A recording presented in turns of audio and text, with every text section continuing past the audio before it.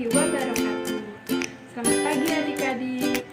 Nah, hari ini kita akan belajar tema 3, subtema 1, pembelajaran ketiga. Sebelum memulai pembelajaran hari ini, alangkah baiknya kita awali dengan berdoa terlebih dahulu ya. Berdoa dalam hati. Mulai. Selesai. Nah, sebelum memulai pembelajaran, Ibu perkenalkan diri terlebih dahulu ya. Perkenalkan, nama Ibu Dewi Andika Permatasari, biasa dipanggil Ibu Dewi. Nah, hari ini kita akan belajar bersama ya adik-adik. Sebelumnya pada pertemuan kemarin, pada pembelajaran 2, adik-adik sudah belajar tentang bahan pembentuk benda, bukan? Nah, adik-adik masih ingat kan benda yang terbuat dari kayu itu misalnya apa saja? Iya, misalnya yaitu pensil, meja, kursi, dan masih banyak yang lainnya. Kemudian, kayu juga dapat dibuat sebagai kerajinan seperti figura dan patung. Nah, sebelumnya Ibu mau tanya nih, adik-adik tahu tidak buku yang adik-adik gunakan itu terbuat dari apa? Nah, buku yang adik-adik gunakan itu terbuat dari kayu. Jadi, tanpa adik-adik sadari, adik-adik selama ini sudah memanfaatkan kayu sebagai perlengkapan adik-adik untuk belajar. Adik-adik sudah siap bukan belajar hari ini? Ibu harap adik-adik selalu siap dan semangat ya belajarnya, agar ilmu yang kita pelajari hari ini bisa bermanfaat dengan baik untuk adik-adik ke depannya. Nah, hari ini kita akan belajar tema 3, tema 1, pembelajaran ketiga. Simak videonya dengan baik-baik ya adik-adik.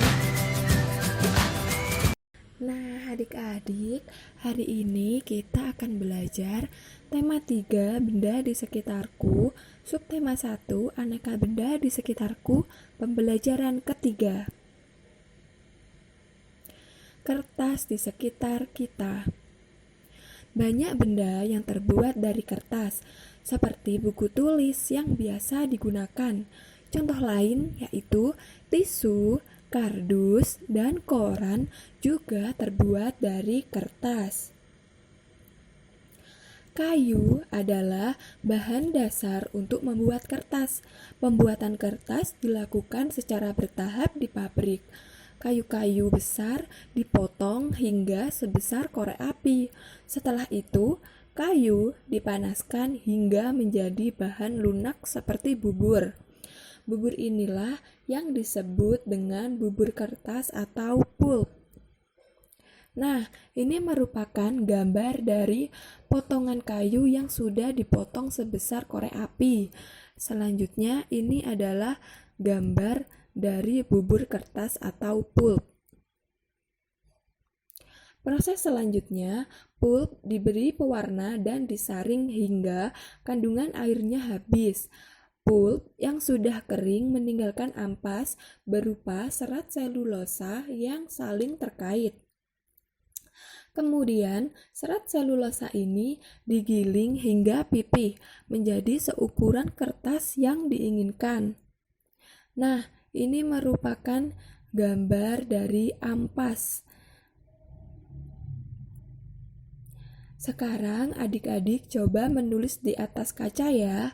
Apakah hasil tulisan adik-adik di atas kaca sama seperti di kertas? Ya, jawabannya yaitu berbeda, karena kertas memiliki sifat dapat menyerap air. Kertas dapat menyerap tinta pulpen dengan baik. Dengan demikian, semua yang kamu tulis di kertas dapat dibaca dengan jelas. Perhatikan benda-benda di sekitar adik-adik. Nah, sekarang coba tuliskan nama benda yang terbuat dari kertas. Nah, misalnya yaitu buku, tisu, layang-layang, pesawat kertas, perahu kertas, undangan, dan nota belanja, dan masih banyak lagi yang terbuat dari kertas. Sebuah fakta menunjukkan Kalau kita menghemat 1 ton kertas, berarti kita menghemat 13 batang pohon besar. Fakta yang luar biasa bukan adik-adik? Nah, apa yang bisa adik-adik lakukan untuk menghemat kertas?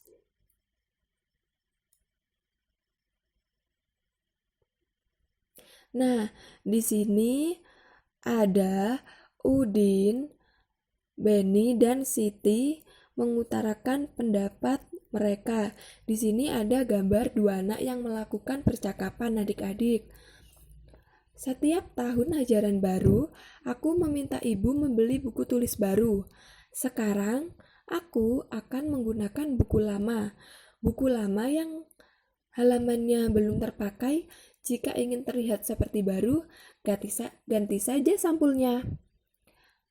Kalau aku akan memanfaatkan kertas yang masih dapat digunakan, misalnya menggunakan kertas di 2 sisinya. Dengan demikian, tidak menghabiskan kertas banyak. Saya sendiri tidak dapat menghemat kertas sebanyak 1 ton. Akan tetapi, bila setiap orang melakukan penghematan, pasti bertonton kertas dapat dihemat. Asyik bukan? Kertas dapat digunakan untuk menulis. Apakah kertas juga dapat digunakan untuk membuat alat musik? Ternyata tidak dapat. Mengapa? Karena alat musik sebagian besar terbuat dari kayu berpadu dengan kulit hewan. Contohnya antara lain gendang. Cara memainkannya dengan dipukul. Nah, adik-adik dapat bernyanyi diiringi gendang atau dengan bertepuk tangan. Nah, ini merupakan gambar dari 2 orang anak yang bermain gendang. Bahan dasar kertas adalah kayu. Kayu berasal dari pohon. Perhatikan pohon-pohon yang dapat digunakan sebagai bahan dasar kertas. Perhatikan gambar di bawah ini ya adik-adik. Nah, ini merupakan gambar dari 3 pohon. Yang pertama yaitu pohon pinus, yang kedua pohon akasia, dan yang ketiga yaitu pohon jati. Pohon manakah yang paling tinggi? Bagaimana caramu mengukur tinggi suatu pohon? Tinggi badanmu pasti berbeda dengan temanmu. Apakah semua panjang atau tinggi benda dapat diukur dengan alat ukur yang sama?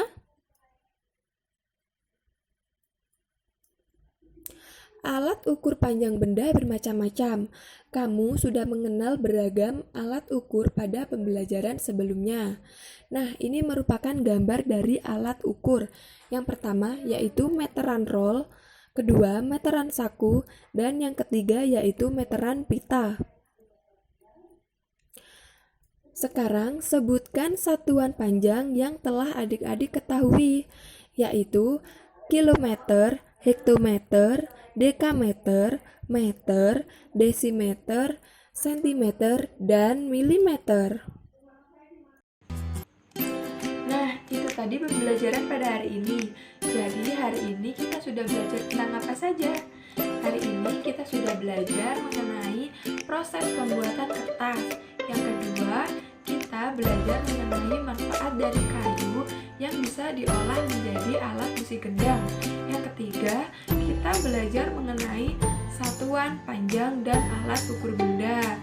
Nah, itu tadi pembelajarannya. Semoga bisa bermanfaat untuk adik-adik ya. Jangan lupa belajar dan jaga kesehatan. Sebelum mengakhiri pembelajaran hari ini, alangkah baiknya kita berdoa terlebih dahulu ya. Berdoa mulai. Selesai.